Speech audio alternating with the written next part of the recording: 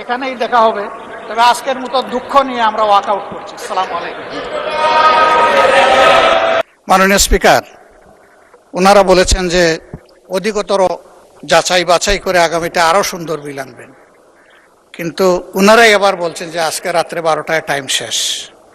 তার মানে টাইম শেষ হওয়ার সাথে সাথে সব ল্যাপসেস অটোমেটিক্যালি শেষ, এগুলার আর কোনো কার্যকারিতা থাকছে না, এগুলা অটোমেটিক্যালি ল্যাপস হয়ে যাচ্ছে। কোনগুলা? যেগুলা বিশেষ জাতীয় গুরুত্বপূর্ণ, সেই সবগুলাই রয়ে গেল ওই কাতারে। তো এইগুলা যদি এই কাতারেই রয়ে যায়, তাইলে মাননীয় স্পিকার, আপনাকে আমরা কিভাবে সহযোগিতা করব বলেন? আমাদের তো একটা কমিটমেন্ট, যেমন তাদের কমিটমেন্ট জনগণের কাছে আছে, আমাদেরও আছে। আমরা এই কমিটমেন্টের জায়গাটা থেকে কি শোনা যাচ্ছে না নাকি? Thank you so much. এই জায়গাটা থেকেই আমরা চেয়েছিলাম যে কোঅপারেশনের মাধ্যমে, যেভাবে একটা বিশেষ কমিটি করে দেওয়া হয়েছিল, আপনিই করে দিয়েছেন আপনার সভাপতিত্বে, তারা যতটুকু পারেন ঐক্যমত হয়ে এসেছেন, যে সমস্ত জায়গায় ডিসেন্ডিং ওনাদেরও আছে আমাদেরও আছে, সেগুলো এখানে আলোচনা হতো, আলোচনা হয়ে তার ভাগ্য যেটাই নির্ধারিত হতো আমরা তো মেনে নিতাম মাননীয় স্পিকার। কিন্তু আলোচনাই হবে না, এখন তো এটাকে অলরেডি এজেন্ডা আউট করে দেওয়া হয়েছে।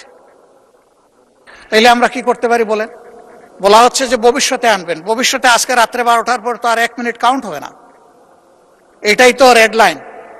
আপনার শেষ হয়েছে? জি, আমার শেষ হয়েছে, ধন্যবাদ।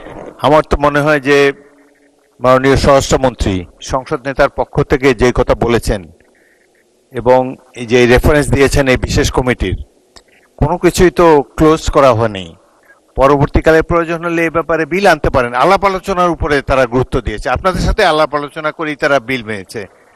সুতরাং এই ব্যাপারে আপনার চিন্তিত হওয়ার কিছু নেই। আজকে যদি ল্যাপস হয়ে যায়, আবার এটাকে নতুন করে বিল আকারে আনা সম্ভব, যদি আপনাদের মধ্যে আন্ডারস্ট্যান্ডিং থাকে।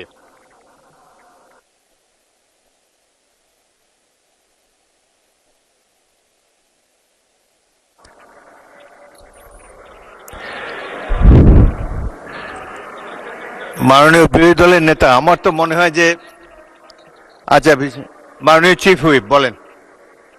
মাননীয় স্পিকার, চিফ হুইপকে একটু শুনেন। মাননীয় স্পিকার, বিরোধী দলীয় নেতা, মাননীয় স্পিকার, বিরোধী দলীয় নেতা যে কথা বলেছেন আর আপনি যে কথা দেখিয়েছেন বলেছেন, যে আর স্পিরিট অফ কোঅপারেশন, অ্যাকচুয়ালি আমাদের মাননীয় আইনমন্ত্রীর কথা বলেছেন, মাননীয় স্বরাষ্ট্রমন্ত্রীর কথা বলেছেন, এবং আমাদের নেতার সাথেও কথা বলেছি, সংসদ নেতার সাথে। বিষয়টা হলো এই যে এখানে এই পৃষ্ঠের মধ্যে রিপোর্টে আছে, আমরা রিপোর্ট নিয়ে বসে থাকলাম বা থাকলাম না এরকম নয়। আমরা চাচ্ছি, আমি মাননীয় সদস্য আপনার দৃষ্টি আকর্ষণ করছি, আমরা চাচ্ছি একটা সমঝোতা হোক এবং সমঝোতার ভিত্তিতে হোক। আমাদের তরফ থেকে আগামী সংসদে, আগামী সেশন তো ইনশাল্লাহ বাজেট সেশন হবে, বাজেট সেশনে সবগুলো বিল আসবে ইনশাল্লাহ, সবগুলো বিল আসবে, তখন আপনারা সময় পাবেন এখানে, এবং এই সবগুলো বিলই আগামী বাজেট সেশনে আসবে। সুতরাং সেখানে যেমন আপনারা আলোচনার সুযোগ পাবেন এবং এখানে কন্ট্রিবিউট করার সুযোগ পাবেন। মাননীয় বিরোধী দলের নেতা চিফ হুইপ অ্যাসুরেন্স দিয়েছে প্রত্যেকটা বিল আগামী সেশনে আসবে। I think this should satisfy you. প্রত্যেকটা বিলই আগামী সেশনে আসবে। বিরোধী দলের নেতাকে মাইক দেন, মাইক দেন। আস্থা হারানো অবস্থায় এখানে বসা মিনিংলেস। ও আপনার you are determined to stage a walk out. এখানে ট্রাস্ট মেইনটেইন করা হয়নি, এটা আমাদের দুঃখ যে আমরা এই দুঃখ নিয়ে এখন ওয়াক আউট। না, আপনারা যদি ওয়াক আউট করার জন্য আগে প্রথমে সিদ্ধান্ত নিয়ে থাকেন, মোস্ট ওয়েলকাম, নো প্রবলেম। না না, democracy is a rule by majority. এটা মাননীয় স্পিকার, এটা আরো দুঃখ পেলাম, এই কথাটা আরো দুঃখ পেলাম। আপনি, আপনার কাছে আমরা প্রথম দিনই আশা করেছিলাম, আপনিও বলেছিলেন যে আপনি জাস্টিস মেনটেন করবেন, জব সফার আপনি অনেক করেছেন, কিন্তু আজকের দিনটা এই সময় এসে আমরা জাস্টিস পেলাম না মাননীয় স্পিকার। মাননীয় বিরোধী দলের নেতা, মাননীয় বিরোধী দলের নেতা চিফ হুইপের অ্যাসুরেন্স যে প্রত্যেকটা বিল আগামী সেশনে আসবে, আপনার মেইন কোয়েরি তো এটাই ছিল। বিশেষ কমিটিতে প্রত্যেকটা বিল আসছে, বিশেষ কমিটিতে অ্যাসুরেন্স, উপদেষ্টা কমিটিতে অ্যাসুরেন্স, সবই তো উলটপালট হয়ে যাচ্ছে একটা অংশ। তাইলে ট্রাস্টের জায়গাটা ওনারা তো রাখলেন না মাননীয় স্পিকার। আমি তো বললাম যে বিরোধী দলের নেতা করার পরে আমরা কিন্তু সহযোগিতা করেই যাচ্ছিলাম, যে ঠিক আছে কনসেনসাস যা হয়েছে আমরা আর কথা বলবো না, আমরা হাতেই বুড় দিয়ে চলবো, আমরা চলেছি। কিন্তু এখন এসে দেখতে পাচ্ছি যে আমাদেরকে আসলে ব্ল্যাক আউট করে দেওয়া হচ্ছে। ওই ব্ল্যাক আউট কেন আমরা হব মাননীয় স্পিকার? মাননীয় বিরোধী আমরা তো দলের নেতা, ব্ল্যাকআউট হতে আপনার চাই না। আপনার প্রধান প্রশ্ন ছিল যে এই বিলগুলা যেগুলা উঠেনি এই হ্যাঁ। অধিবেশনে, জি। সেগুলার ফেট কি হবে? জি। সেটা বিরোধী দল ট্রেজারি বেঞ্চ থেকে এবং বলা মাননীয় হয়েছে স্পিকার, আমি প্রত্যেকটা স্মরণ করিয়ে বিল আনা দিচ্ছি। হবে আগামী অধিবেশনে। মাননীয় স্পিকার, আমি স্মরণ করিয়ে দিচ্ছি, আপনি সেদিন বলেছিলেন রাত 12টা হলেও সেশন কন্টিনিউ করবে এবং সবগুলো আলোচনা হবে। এটা যদি হয় বসবো, শুনবো, 12টা পর্যন্ত আমরা অংশগ্রহণ করব, কোনো অসুবিধা নাই।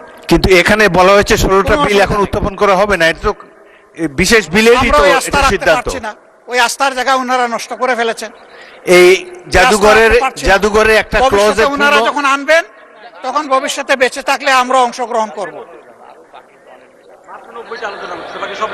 মাননীয় বিরোধী দলের নেতা, 133-এর মধ্যে 16 তো লেপস হচ্ছে না, 90 আলোচনা হয়েছে, আর বলেছেন যে একটা বাকি আছে, তাইলে আরো তো অনেকগুলা লেপস হয়ে যাচ্ছে। তো এই সবই তো আইনমন্ত্রীকে একটু শুনি আমরা। আইনমন্ত্রী বলেন। মাননীয় স্পিকার, আপনাকে ধন্যবাদ। আপনার মাধ্যমে বিরোধী দলকেও ধন্যবাদ। উনি যে অঙ্কটা কষেছেন 133টার মধ্যে 90 আর একটা 91 হয়, আর তার সাথে 16, তাহলে 100 কয়টা হয়? 107টা হয়। মাননীয় স্পিকার, আমি আপনার মাধ্যমে মাননীয় বিরোধী দল নেতাকে বলছি, একটা বিলের মধ্যে এমনও আছে 3-4টা অর্ডিন্যান্স ইনক্লুডেড আছে।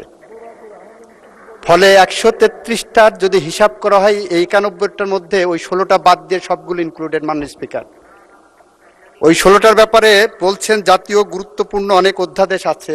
আমিও মনে করি জাতীয় অনেক গুরুত্বপূর্ণ অধ্যাদেশ আছে।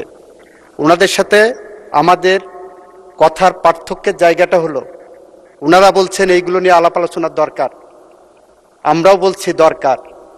ইতিমধ্যেই এই পার্লামেন্টে ওইগুলোর উপর ডিবেট হয়েছে মাননীয় স্পিকার, পরশুদিনই, গতকালকে অথবা পরশুদিন, গতকালকেই মানবাধিকার কমিশনের আইনের উপর ডিবেট হয়েছে, সুপ্রিম কোর্ট সচিবালয় আইনের উপর ডিবেট হয়েছে, সুপ্রিম কোর্টে বিচারক নিয়োগ আইনের উপর ডিবেট হয়েছে।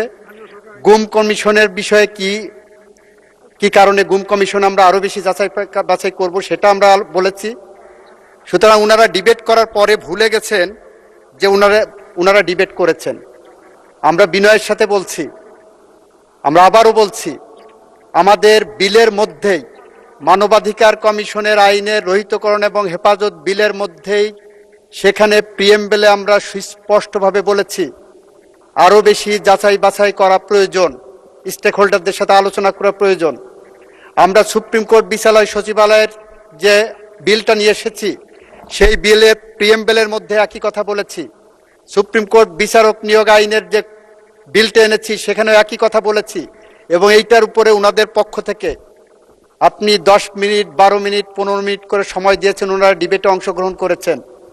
আজকে এসে হঠাৎ করে বলছেন আমরা ডিবেট করতে পারিনি ওইগুলোতে। আজকে এসে বলছেন 91টা বিল পাস হলো, তাহলে 133টার বাকিগুলো কি হলো? এই 91টা বিলের মধ্যে ওই 16টা বাদে সবগুলো অর্ডিন্যান্স ইনক্লুডেড। মাননীয় স্পিকার, আমরা এই রিপোর্টের গো বাই দ্য বুক হিসাবে গেছি। মাননীয় স্পিকার, আমি মাননীয় বিরোধী দলীয় নেতাকে বলবো, আমরা যেভাবে বিশেষ কমিটিতে আলোচনা করেছি, যে রিপোর্টটা এই সংসদ গ্রহণ করেছে, সেই রিপোর্টের বেসিসেই আমরা এগিয়ে যাচ্ছি। মাননীয় স্পিকার, আপনাকে ধন্যবাদ। ধন্যবাদ। মাননীয় বিরোধী দলের নেতা বলুন। ইনশাআল্লাহ আরো দেখা হবে, এখানেই দেখা হবে। তবে আজকের মতো দুঃখ নিয়ে আমরা ওয়াক আউট করছি। আসসালামু আলাইকুম।